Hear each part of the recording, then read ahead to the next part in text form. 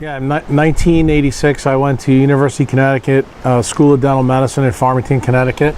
I graduated in 1990 at the head of my class, went into oral surgery residency at LSU, and then after I was probably in about, I guess it was 4 or 5 years, then I switched into neurosurgery as part of my oral surgery training. It was a combined double degree program, meaning you got the dental and the medical degree. So I had already had it. So switching into neurosurgery was actually pretty easy. It wasn't difficult at all. What did you learn in dental school about fluoride? That it's really good for you and you should put it on your teeth, and it helps harden the enamel, you know, and to be quite honest with you, when I went to dental school, the oral biology class that we took, I thought was pretty lame, to be quite honest with you. They focused more on the anatomy and physiology of the teeth so that you would learn that. And I don't really remember having that many lectures on fluoride and not too many people talking about it. It was kind of just groupthink. And no one really questioned it. I actually don't remember anybody in dental school questioning it. The only thing I remember people questioning at that time, and this was in the beginning of the amalgam scare, we did that. But I don't really remember too much around the fluoride issue. Did you learn about fluorosis? Oh yeah, I actually had fluorosis on my central incisor. So I knew about that a long time ago, and I got that because I grew up in New York City, and the water there is heavily fluoridated.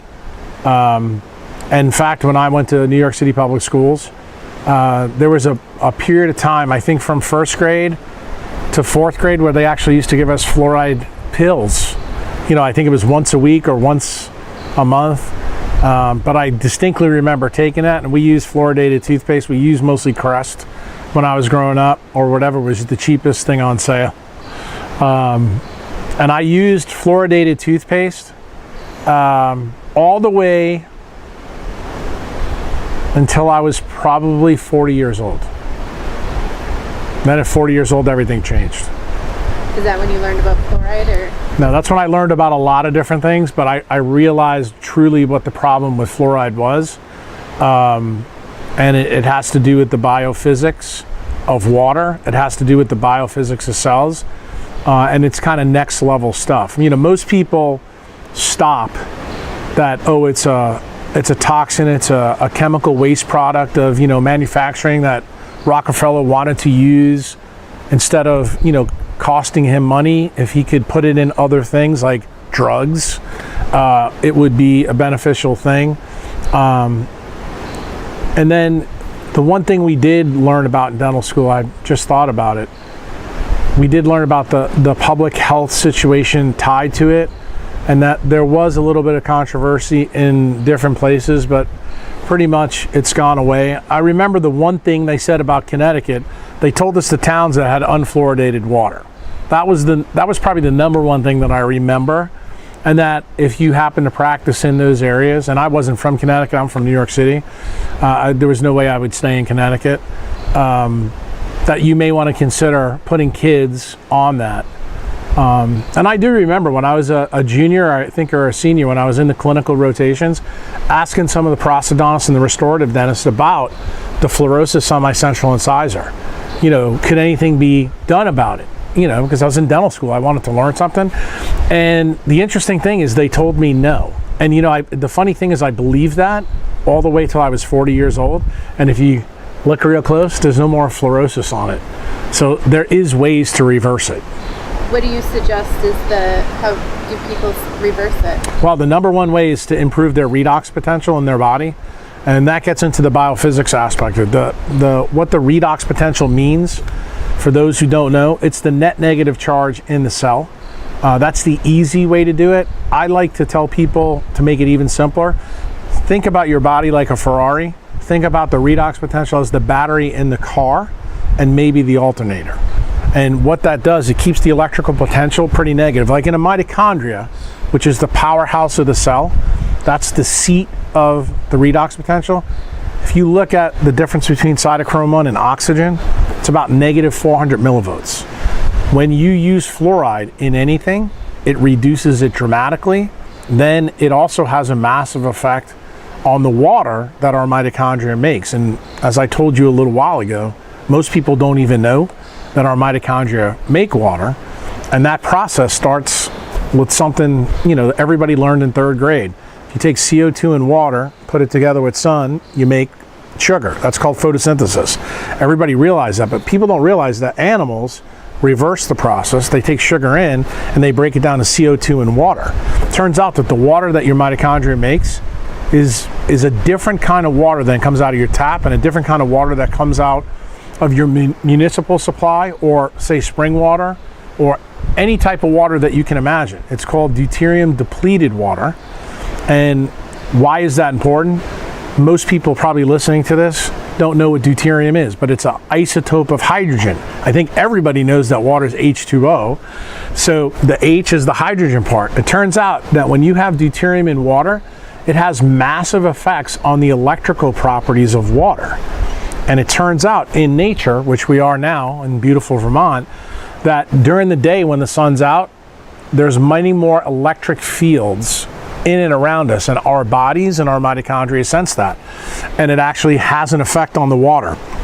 And that's the really unusual part of the biophysics. Most people don't realize that you can bury more light energy when the sun is out than when nighttime's out, because when nighttime comes, the electric fields of the sun drop, and then we have huge magnetic fields. So magnetic flux from the earth is present at nighttime.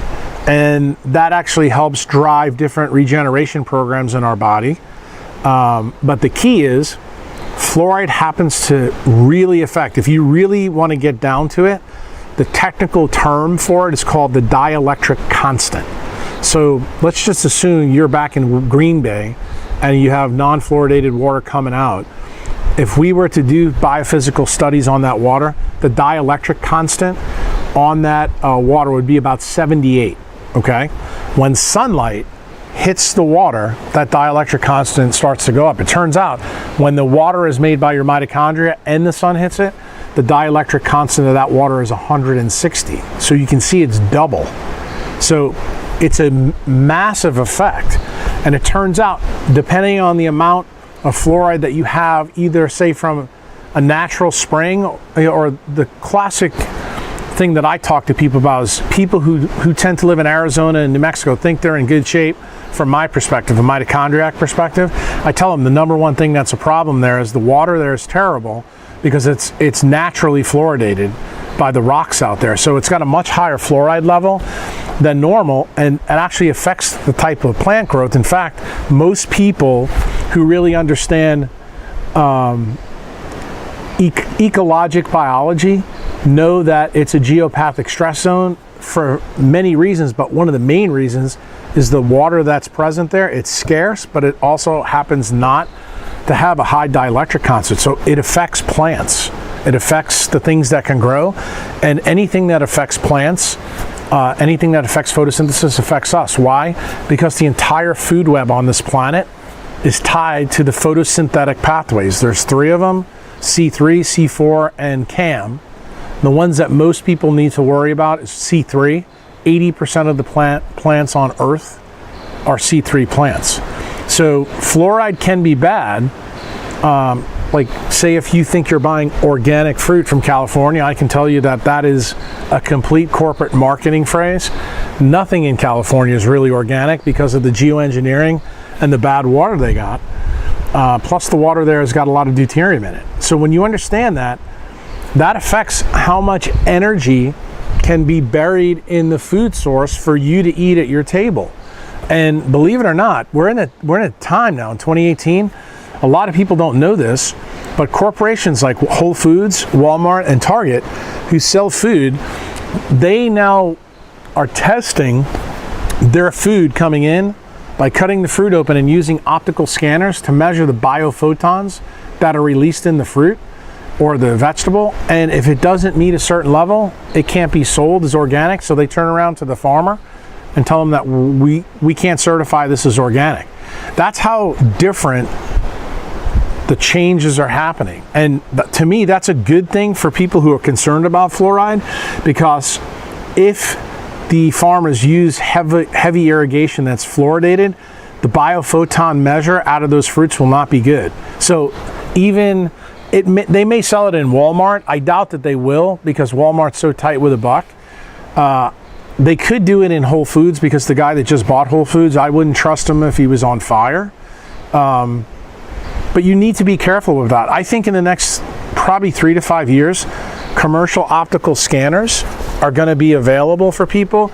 So if you're really concerned about the water in the photosynthetic process, because really every food on this planet has water added into it because of photosynthesis, and water can be fluoridated. It can be fluoridated by man, or it can be fluoridated by nature, and you kind of need to know what that issue is, especially if you're trying to reverse a disease. You know, that's the people that I take care of.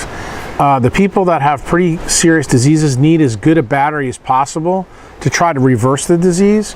So you need to look for the extraneous places that fluoride can get, you know, into your environmental milieu, so to speak. The major one is water, food's another, drugs, especially in my job as a neurosurgeon. People are shocked by almost every over-the-counter drug has fluoride in it. For example, if you look at Lexapro or Prozac and you look at the chemical formula, your head will explode. People don't realize that. You know, the drugs that have the really bad rep, even with doctors, but they got an FDA black box warning, which is the fluoroquinolones, which are antibiotics that were commonly given out. The most common one was ciprofloxacin. When I was a resident, that was a brand new drug, and it got used a lot. One of the problems with that medication, if you don't know, people get a lot of ACL tears, Achilles tears, like ligament tears. I see a lot of back problems, like degenerative disc disease with annular tears, and they get black discs. Like the disc, the way I describe it to my patients, is like an Oreo cookie. Someone ate your white stuff, so the cookie gets closer together and pinches the nerves. And when you have somebody it's taken in a lot of fluoride or has a low redox, that's the kind of stuff that we look for. And me being a dentist, obviously it helps me out. I'm always looking at people's teeth. So if I see that they have fluorosis on their enamel and they've got a bad MRI, it doesn't take a rocket scientist to figure out what's going on. And to be very honest with you, I think if your redox potential is really good and you're healthy, these are small issues. The problem right now in the United States, most of our country, out of 360 million people, probably 200 million people have low redox potentials. And the really sad part for me is we now have women or having babies who are born into this world with low redox potentials. We have a name for that. It's called a high heteroplasmy rate. And heteroplasmy has to do with that mitochondria. And basically the way to describe it to people who are non-science people, it's like having a 1970s Ferrari and comparing it to a 2018 Ferrari. They're still Ferraris, they still go fast, but one runs a lot better than the other. And it turns out the reason this happens in women and babies, and it's not that I'm trying to be sexist, it's actually biology, you only inherit your mitochondrial DNA from your mom. So anytime somebody becomes a member of my site or on Patreon and they ask me questions, the first thing I want to do with them, I want to know about their mom and their grandmother.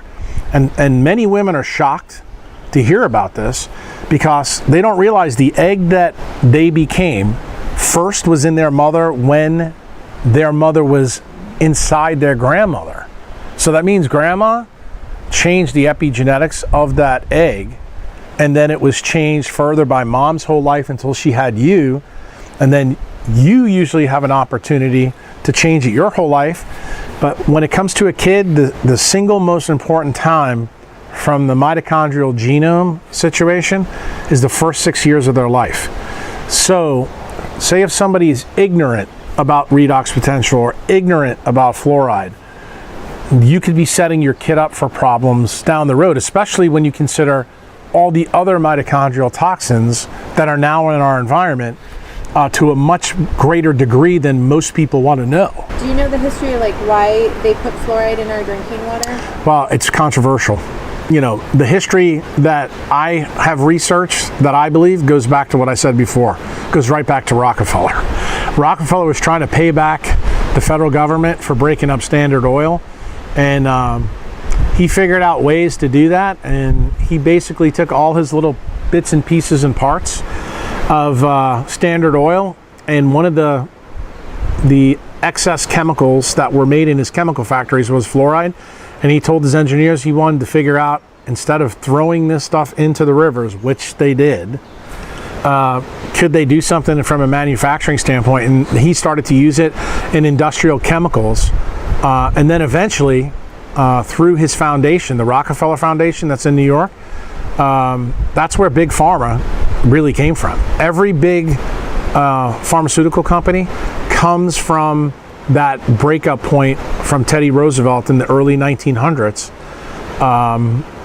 And most of them now use fluoridated compounds. And the reason people use that is because it's the most electronegative atom on the periodic table. So it's really easy to control other atoms when you use it.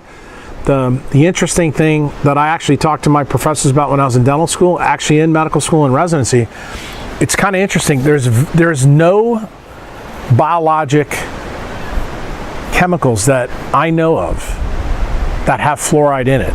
In fact, the chemical that we used with the highest electronegativity, and I'm talking from a natural standpoint, meaning molecular biology, is oxygen. We don't go past oxygen on the periodic table. If you look at the periodic table, fluorine and oxygen are right in the same row. But it turns out fluorine's in group 7 and oxygen's in group 6. So they're right next to each other. So biology stopped there for a reason. I always tell people, when nature does something, even if you think it's small, don't blow it off. It's really important for a reason. And it turns out the real reason for it is fluorine, because it has 7 electrons in its valence shell. It wants that other electron because that makes it inert. In other words, it becomes not a problem at all. And it turns out that life uses electrons. It needs it to move around. And when you have a fluoride or a fluoride ion or fluorine in it through metabolism, it can lose an electron and become very, very toxic inside. And most people need to understand the chemicals that you have, say, in a pill, it's not in ionic form. It's usually a stable compound. The problem is when you eat it or take it, it's getting processed, then it can become an ion, and then it can cause havoc in your body. And the problem is no one's really done, as far as I'm concerned, good enough studies out there. You know, there's been several studies in the last couple of years, I know from Harvard, where they've really pounded that, hey, this is a real big issue. And I think there is an impetus now to try to get back and maybe get rid of fluoride, because to be honest with you, caries, which are dental decay, are not that big a deal in dentistry anymore. It used to be a huge big deal, and I think it's going to be less of a big deal going forward because of the way dentists are now training and what they're doing. It's more cosmetic. They're using less metal. And to be quite honest with you, dentistry has really gotten away from, okay, kids are eating jelly beans all day, so we need to make their teeth, you know, stronger. The sad part is, when I was in dental school, one of the things that the dentist told me in Connecticut is, look, if we get people to seal their teeth, we won't have to use fluoride. Turns out the sealants have fluoride in them, which I thought was really ironic. And the funny thing is, I still have my sealants on my teeth from dental school, and they're just in the deep fissures. All the other stuff wore away after all this time. But it's kind of like you replace one thing with another thing and another thing, and the fluoride is kind of still there. It just really depends on the person who gets it. Someone with a low redox is going to have a really bad reaction to some of these things, but the flip side of this is, someone who's got a really good redox, it's going to be just like any other toxin in the environment. They're able to handle it. And that's what makes, you know, fights against the EPA, fights against the FDA, fights against Big Pharma really difficult, because fluoride affects cells. All cells work non-linear. What does non-linear mean? Non-linear means you take a small stimulus and it leads to a massive amplification. In someone who has a low redox potential, fluoride can cause a nonlinear effect. In other words, you could take it and wind up either with a cancer or an autoimmune condition, where someone else could take it for 50 or 60 years because they live in the right location, they live the right way, they're out in the sun all the time, they drink the right kind of water, and they really live an outdoor life and not an indoor life. They won't have a problem with it. And the problem is the companies, the government agencies, they use that against people because their paradigm is a randomized controlled clinical trial. And here's the irony. You take 1 million people, you put them in a study, and you get an average result. In other words, we're judging things based on mediocrity. Here's the irony, and this is why I'm a little bit hopeful things are going to change soon. It just came out in Nature, that's a big science journal, that personalized medicine, meaning N=1 medicine, is now really beginning to get pushed. And why is that good? Because the paradigm of Rockefeller, the Flexner Report, Big Pharma, Big Medicine, has always been about DNA, meaning nuclear genome. Most of your people watching this don't realize you got another genome in you. That's the mitochondrial genome. And guess what the new science says? That genome is more important than this one. In fact, this genome keeps this one quiet. When this one gets too active, that's when all hell breaks loose. And it turns out that in Nature, they're beginning to realize that you cannot take people and do a randomized controlled trial and call it evidence-based medicine. Now, what I just told you, if you went to talk to 98 other doctors, or 98% of doctors, they don't even know that because they haven't read the damn paper that just came out last week. And I posted about it to my members and on the forum, and I said, look, this is a good sign. Even if it takes 15 or 20 years to get into medicine, it's a great sign because it tells you that the top of the pyramid is starting to realize that the paradigm of belief that we create our algorithms from is deeply flawed. And unfortunately, most of the fluoride studies back in the 40s and the 50s, guess where they were studied? Randomized controlled clinical trials. And most of them had big time flawed methodologies, but nobody cares about that now. Why? Because fluoride's everywhere and nobody's bitching and moaning about it enough like they are other things. My personal belief, and I told you this before we started the interview, you probably weren't too happy about it, but I really believe that if a person is taught the biophysics, that they can do a really good job with fluoride. Now, they're going to have to do a couple of things in their life differently than maybe everybody else. And, you know, some people may look at this from a libertarian standpoint and say, why are we giving people toxins? You know, and I get that. I look at it like this. I don't wait for the federal government to do anything to keep my health well. I am my own boss. I am the CEO of me, and everybody that I teach, that includes doctors, clinicians, functional medicine doctors, all my mitochondriacs, it's an N=1 game. And you need to know that, you need to have that mindset, and you need to understand functionally how this really matters to you. And when you do, then I think you can make good decisions, because the worst thing you can do in any branch of medicine, in any alternative medicine field, is to take a half-truth and think it's smart, because it's always going to turn out to a full lie. And one of the things that I've learned in my dental and medical career, most of the things that were put in by a USB drive into my head have turned out to be false after a period of time. So the key for a mitochondriac, or a key for somebody who's trying to go against the EPA on the fluoride issue, is you need to realize you have to unlearn what is not true. And you're going to have to bang your head against people who believe it is true. And you have to understand their perspective. That makes this fight very interesting, because the best way to describe it, and I'm trying to be kind here, most of the people in a paradigm suffer from the Dunning-Kruger effect. And the Dunning-Kruger effect is they're not aware of data that they don't know that really affects the big picture. And the thing is, when they become aware of it, they're kind of shocked. And it happens all the time. And I would tell you, for most of the things that are out there today, in my opinion, we've gotten so far away from nature that most of the things that we do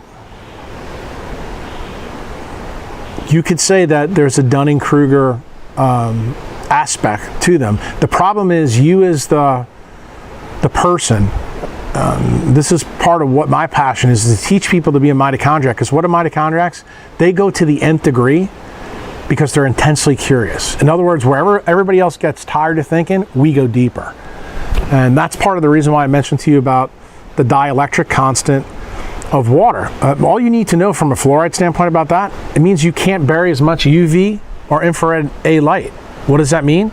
That means the battery, no matter what you do, even though I put you naked outside on the equator, and you did everything organic and lived a wholesome life, but you kept using fluoride, you would not do well long term. If you were already toxic. Now, if you just started doing it and you were okay, it probably have no effect on you because you're able to detox it. Well, not only that, the big argument with fluoride too, the enamel is, you may not know this, do you know it's a fluorophore meaning it's made out of a UV protein. No bullshit. So when you think about this, here you're using fluoride that affects the ability for that protein to work. And it works with your saliva through a very complex pathway. So when you put fluoride in it, you're effectively affecting the longevity of that tooth, which is my personal opinion now. That's the reason why the ADA is so big into fluoride, because it's planned obsolescence. It makes your teeth worse long term, so that you have to have more dental care. That's really what I think their goal is, and I think they've known it for a long time. I just can't prove it. But it's blatantly obvious when you understand the biophysics of water. The people I talk to in the ADA, they don't know shit about biophysics. They are conventional biochemical paradigm people. And it's convenient for them. Why? Because in the biochemical paradigm, you cannot, there's no way to explain this. There really isn't. And that's why when you ask me to talk to you, my perspective is decidedly different than everybody else, because I come at this from an electromagnetic standpoint. Everybody needs to realize mitochondria only deal with electrons and protons. When I was in dental school, I didn't know one dentist that knew anything about electrons and protons. That includes the guys teaching me. And I didn't know about it until even after medical school. I don't think people in medical school really, truly understand how powerful it is. And when you begin to understand the foundations of how something really works, then you can put the pieces apart. And the great thing about being a doctor or a dentist, we see patients all the time, we see them fall apart. So when you see them fall apart, and then you start seeing how they come together, then you actually become a better clinician. Then you start going, yeah, I don't want to give you an antibiotic that's got fluoride in it. In other words, you're concerned about it right off the bat. But the problem is, most of the guys in medical school now in residency, they don't even know that ciprofloxacin has fluoride in it. They have no clue. And when you mention it to them, then you tell them that's why the black box warning's there. They're like, really? I'm like, well, I use fluoride toothpaste. I'm like, well, maybe you want to think about that. Or if you use it, make sure you don't swallow it. But you're still going to get sublingual injection, because I usually tell them, where do we put people with heart failure's nitroglycerin? Right under their tongue. Where do you think that waste toothpaste is going? And they kind of wake up. When you actually make it tangible that they can understand it, the big problem with glial cells, remember what they do. They have lots of different functions, but they're the clearinghouse mechanism in the brain. They do a lot of damage control. So if they get fluoridated, meaning if their electrons are tied up, they cannot be as dynamic as they need to be to do their job. And if you have, say, things that need to be cleared up, and the damage that I'm talking about is like damage from mitophagy or autophagy or apoptosis, or lipofuscin. There's so many different chemicals that are in these pathways that cells have to either recycle or completely regenerate. Fluoride slows that process. And it doesn't take a rocket scientist to figure out, again, you can see I'm a big analogy guy, when you have a glial cell that is impacted by this and has a lower redox, my example to you to give to some other scientist, it's equivalent to being in a Home Depot warehouse where arrivals and deliveries come at the same day instead of coming as they're supposed to come, maybe on Monday and Tuesday. And when that happens, the cell gets overwhelmed. When the cell gets overwhelmed, then its redox further is pushed down. And then function goes lower. And this continually happens over time. And what happens, then you can't repair the damaged power plants in these cells. Then their basic physiologic function, what they're designed to do, no longer works. And that's when a patient manifests the disease. How do we see that? If we look under a microscope, if we take someone's glial cell out, which we don't want to do, but we look at it, we'll actually start to notice that the mitochondria in those cells are heteroplastic, meaning the heteroplasmy rate's gotten higher. And the way heteroplasmy works normally in people, what normal aging is, when you're really young, it's low. It's usually below 10%. Every decade you age, it goes up 10%. That's just a standard. So you can be, say, 20 or 30 years old and have a heteroplasmy of 60 or 70%. Say if you came from a bad egg and you've been using fluoride tablets, mouth rinses, washes, drinking water because you live in Sedona, or you live in Southern California, and no one ever told you about this. It's another cell inside the bone. It's called an osteoblast. An osteoblast is very similar to the enamel on your teeth. The only difference is we lose our ameloblasts, and you can't regenerate enamel. Only dentin does it from the inside. With bone constantly remodels. It's got the third highest metabolic rate in the body. The heart being number 1, the brain being number 2, and bone being number 3. So what did I say to you before about mitochondria? Anything that decreases its ability is going to affect the highest functioning tissues first. So that's going to be brain, the electrical conduction system of the heart, and then bone. So it's no shocker.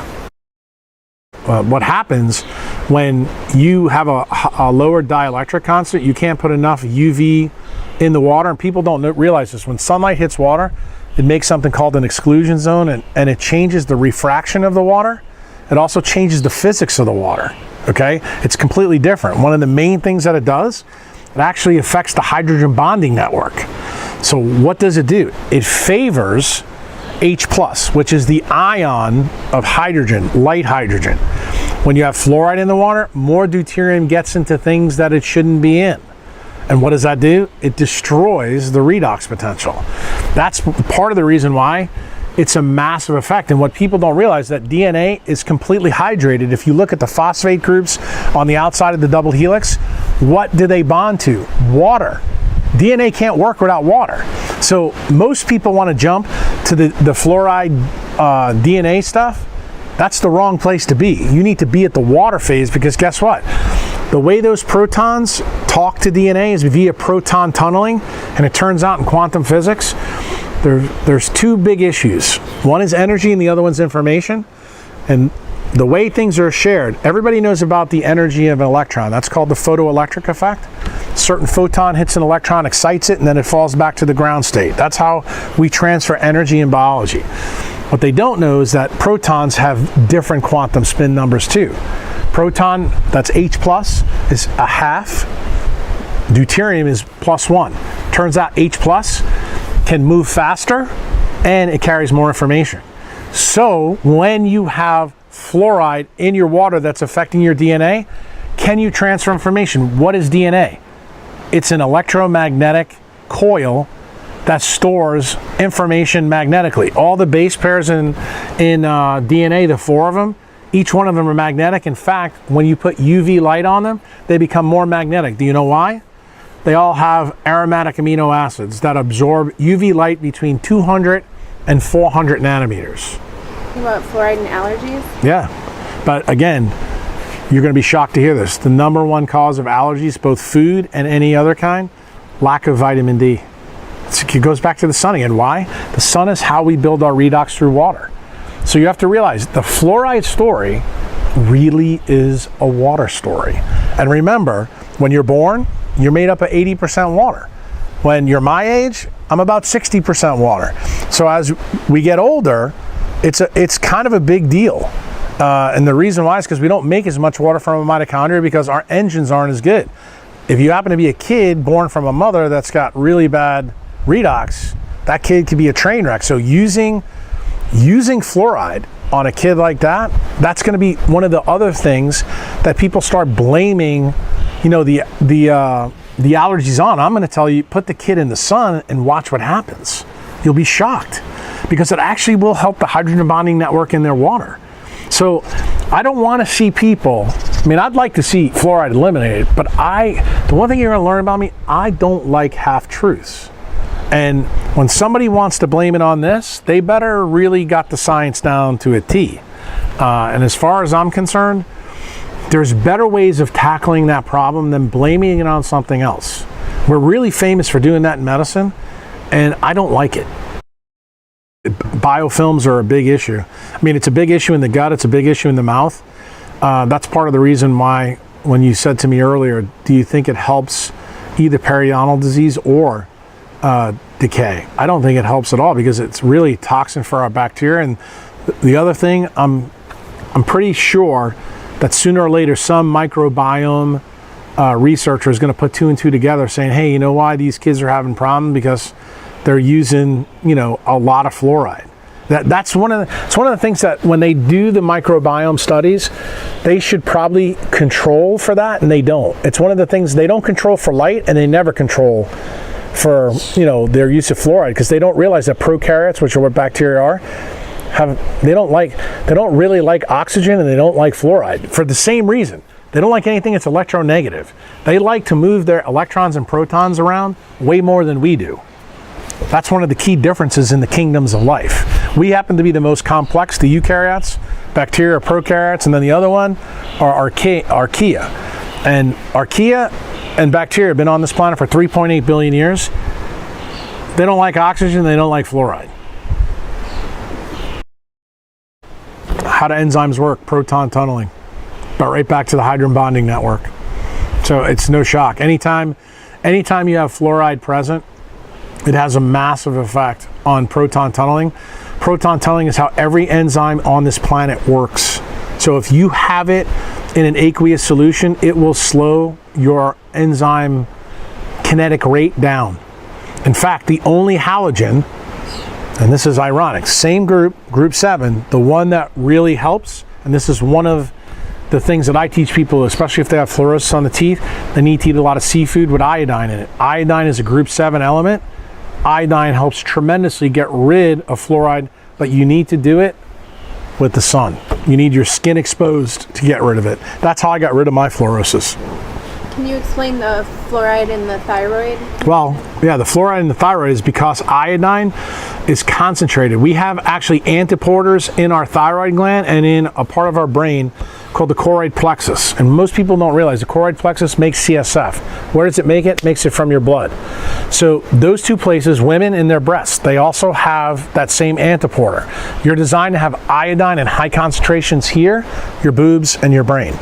And the reason for that, when you put iodine in an aqueous solution, what does it do? It brings the protons closer together and allows them to tunnel faster. The name of that mechanism is called the Grothaus mechanism. And when you have fluoride in the system, it doesn't work as well as it does with iodine. The reason why iodine is different and it's a halogen, its atomic mass is way bigger than fluoride. See, fluoride's a really small atom, so its electron negativity is off the chart. Iodine has a really big nucleus, and it's got a shit ton of electrons. So that means its valence shell is very far away, so it's not as strong a halogen. So what can it do? Has a less of an effect. Just think about it. It's like having 2 weaklings pull my arms versus 2 really huge buff guys trying to pull me apart. That's really the difference. And people don't realize that issue with those 2 elements, but anybody who's got a real bad fluoride problem really needs to get a lot of iodine in their diet. And the way to do that, the best way, not from table salt, I want you eating seafood, especially shellfish. And I even tell, one of the biohacks that I did for my fluorosis, since I live in the South, we have big Gulf shrimp. And you know that when you peel the shrimp, you have that little foot on the end, and it usually leaves a collar on it, the chitin or the exoskeleton. Most people don't know this. It has more iodine in it than thyroid medicine does. So I used to eat, when I'd eat 12 shrimp, I'd eat 1 of that chitin to get my iodine in it. And that's part of the reason why shrimp, when you cook them, they turn a little bit red. It's the iodine that's in them, amongst other carotenoids that are present. So any kind of shellfish that you eat is good. The other thing is, if you have a fluoride issue and you're worried about it, seaweed. Eat seaweed once a week. Yeah, I mean, a lot of people talk about it. The interesting thing was when I was back in residency and early in my career, I did a lot of pineal surgery, and we used to send a lot of the tissue off. Most people's pineal glands are calcified. There's a big functional medicine myth out there that a lot of times the calcification of the pineal gland is due to fluoride. It turns out the real answer is actually it's their melatonin levels low. But guess what? It's still a fluoride story, because what causes low melatonin levels? Excessive fluoride in the system. So because it reduces the hydrogen bonding network in water, it turns out that melatonin is made from an aromatic amino acid that absorbs UV light. So we're back to the water story again. See, that's the key here. The key is you need to understand how this science ties in, because when you just put it out there and you can't explain it, I always tell people it's pseudoscience if you don't have an explanation.